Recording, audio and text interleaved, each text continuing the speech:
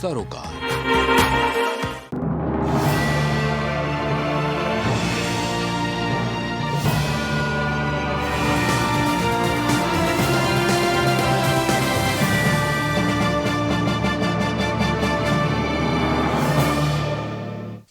नमस्कार, आप देख रहे हैं प्राइम टीवी और मैं हूं आपके साथ मुस्कान अजमानी। बुलेटिन की शुरुआत बड़ी खबर से होगी, जहां बाराबंकी में सरयू नदी का जल स्तर लगातार बढ़ने की वजह से बाढ़ग्रस्त इलाकों के लोगों की दुश्वारियां कम होने का नाम ही नहीं ले रही हैं, जिससे कटान भी काफी बढ़ गया है। बताया जा रहा है कि सरसंडा, अकौना, जमका और खुज्जी गांव बाढ़ के पानी से बर्बाद हो चुके हैं। तो वहीं गोंडा में बैराजों से छोड़े गए पानी और 72 घंटों से हो रही बारिश से घाघरा नदी खतरे के निशान को पार कर गई है, जिससे हजारों की आबादी बाढ़ की जद में आ गई है। तो ये देखिए, दो अलग अलग जनपदों की तस्वीरें आपके सामने है, जहां बाराबंकी और गोंडा की तस्वीरें हैं, जहां बाढ़ बारिश से हाहाकार मचा हुआ है। लगातार हो रही बारिश की वजह से जो निचले इलाके हैं वहां बाढ़ की स्थिति पैदा हो गई है। तो कई गांव ऐसे हैं जो पूरी तरीके से बाढ़ की चपेट में आ गए हैं। तो वहीं पहाड़ी इलाकों पर हो रही बारिश का असर भी मैदानी इलाकों में देखने को मिला है, जहां नदियां लगातार उफान पर है।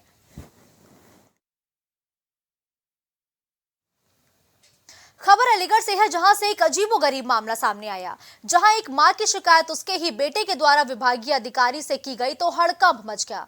बताया जा रहा है कि मां के द्वारा आंगनबाड़ी की नौकरी पाने के लिए शैक्षणिक कागजों को फर्जी तरीके से बनवाकर आंगनबाड़ी विभाग में लगाया गया था, जिसके बाद उसकी मां को आंगनबाड़ी में नौकरी भी मिली थी और लंबे समय से मां के द्वारा सरकारी अभिलेखों में हेराफेरी भी की जा रही थी, जिसकी शिकायत जब उसके ही बेटे के द्वारा विभागीय अधिकारियों से की गई तो अधिकारियों में हड़कंप मच गया, जिसके बाद आला अधिकारियों के द्वारा खुलासा करते हुए कागजों को पूरी तरीके से फर्जी बताया गया है और बेटे के द्वारा अपनी ही मां के खिलाफ कार्रवाई की मांग भी की गई है। ये है कि विशेष देवी आंगनवाड़ी है, जो कि हमारी माँ हैं और उनके मतलब चल रहा है, उनका प्रकरण है जो कि हमारे खिलाफ मतलब आए दिन तीसरे दिन वो शिकायत करती रहती हैं, कभी एसपी के यहाँ पे, कभी कहीं पे। और दूसरी बात ये है कि सब उनके जो शैक्षिक प्रमाण पत्र हैं जो कि फर्जी पाए गए हैं, जो कि चाचा के कहने पे बनवाए गए थे। 2 साल पहले हमें पता चला है, फिर उसकी शिकायत हमने GRS पे की है, फिर वहाँ से पता चल गया। CDPO साहब ने अपनी रिपोर्ट दे दी है, मगर आए दिन चक्कर काट रहे हैं, मगर कोई कार्रवाई नहीं हो रही है। वो डेली की डेली मतलब रिपोर्ट में क्या आया है? रिपोर्ट में ये आया कि अंक तालिका संबंधित विद्यालय से निर्गत है, मतलब संबंध नहीं है। रक्षाबंधन नजदीक आते ही परिवहन विभाग की तैयारियां भी तेज हो गई हैं, जहां परिवहन निगम ने हरदोई परिक्षेत्र से जुड़े 5 डिपो में 90 अतिरिक्त रोडवेज बसें संचालित करने की तैयारी की है। इसके अलावा लोकल स्तर पर बसों के फेरे बढ़ाए जाएंगे, जहां रक्षाबंधन को लेकर तैयारियों की जानकारी देते हुए क्षेत्रीय प्रबंधक अपराजित श्रीवास्तव ने बताया कि दिल्ली मार्ग पर सबसे ज्यादा सवारियां निकलती हैं, इसलिए दिल्ली मार्ग पर अतिरिक्त रोडवेज बसें संचालित की जाएंगी। रक्षाबंधन के लिए हम लोगों ने विशेष प्रबंध किए हैं और हर डिपो से कुछ बसें दिल्ली अतिरिक्त भेजी जाएंगी और पूरे क्षेत्र से कुल मिलाकर के लगभग 90 बसें ये अतिरिक्त चलेंगी दिल्ली के लिए। और जो लोकल में कानपुर लखनऊ तक की तरफ की सवारियां बढ़ेंगी, उसमें अतिरिक्त ट्रिप करा करके उनको ढोया जाएगा।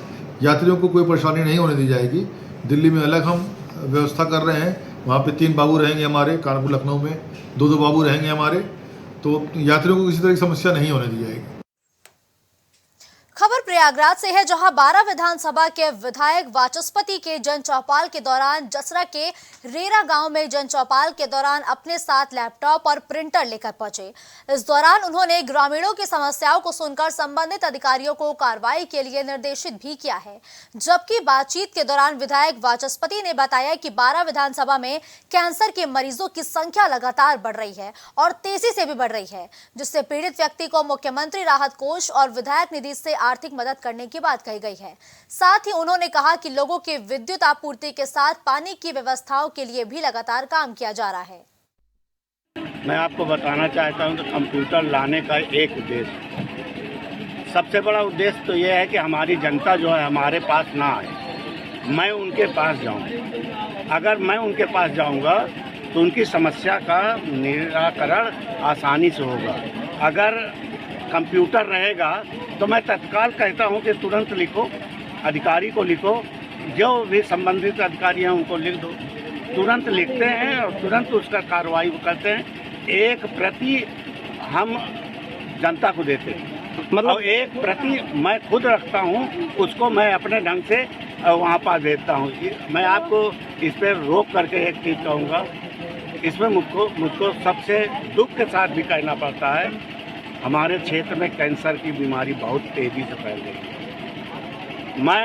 मैं कई बार कहा, आज भी आपके माध्यम से कहना चाहता हूँ, अगर कोई बीमार है बेचारा तो वो मेरे पास सीधा आए, मैं तुरंत उसको 2 लाख 4 लाख 6 लाख जो भी होगा मैं मुख्यमंत्री कोष से दिलाऊंगा। अगर इमरजेंसी पड़ी तो मैं अपने विधायक निधि से दूंगा। खबर रायबरेली से है, जहां पुलिस और बदमाशों के बीच देर रात हुई मुठभेड़ में 2 बदमाशों को गोली लगी है और पुलिस ने 5 अपराधियों को गिरफ्तार किया है। जहां पकड़े गए बदमाशों के पास से एक बोलेरो गाड़ी, 4 मोटरसाइकिल, सोने चांदी के जेवरात समेत नकदी और 315 बोर के 2 तमंचों के साथ एक जिंदा कारतूस भी बरामद हुआ है। वहीं गोली लगने से घायल दोनों बदमाशों को इलाज के लिए जिला अस्पताल में फिलहाल भर्ती भी करा दिया गया है। अब खबर प्रतापगढ़ से है, जहां लालगंज कोतवाली के खरावा मजरे गौखाड़ी गांव में संदिग्ध परिस्थिति में कुएं में गिरने से ग्रामीणों में हड़कंप मच गया है। जहां सूचना पर पहुंची पुलिस ने कड़ी मशक्कत के बाद महिला को सकुशल बाहर निकाल लिया है। प्रतापगढ़ संदिग्ध परिस्थितियों में कुएं में गिरी महिला। कुएं में महिला गिरने से क्षेत्र में मचा हड़कंप। आपको बता दें कि स्थानीय लोगों ने पुलिस को दी सूचना। मौके पर पहुंचे एसएसपी अमृत जैन व फायर स्टेशन की टीम। पुलिस की टीम की मदद से महिला को सकुशल कुएं से निकाला गया बाहर। यह मामला बताया जा रहा है लालगंज कोतवाली खरौरा मेजरा गांव का है। प्रतापगढ़ से गणेश राय, प्राइम टीवी।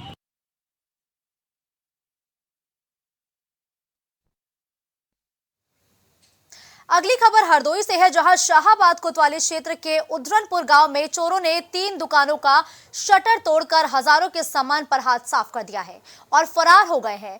जहां चोरी की घटनाओं के बाद दुकानदारों में भय और आक्रोश देखने को मिला, जिसके बाद कोतवाली में तहरीर भी दी गई है। फिलहाल पुलिस मामले की जांच पड़ताल में जुटे हुए है।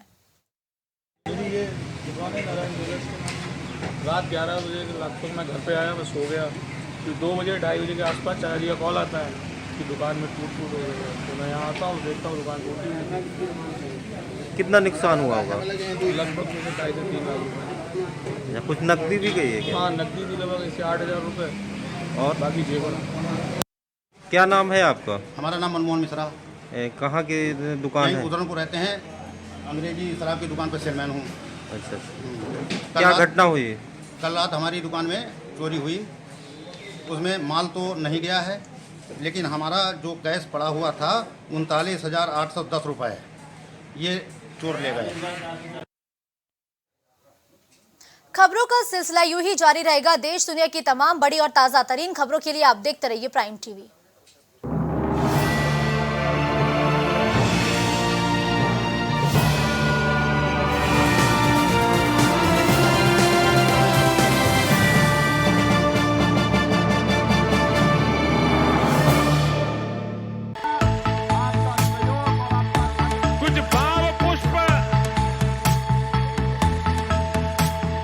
आप देख रहे हैं प्राइम टीवी, सच साहस।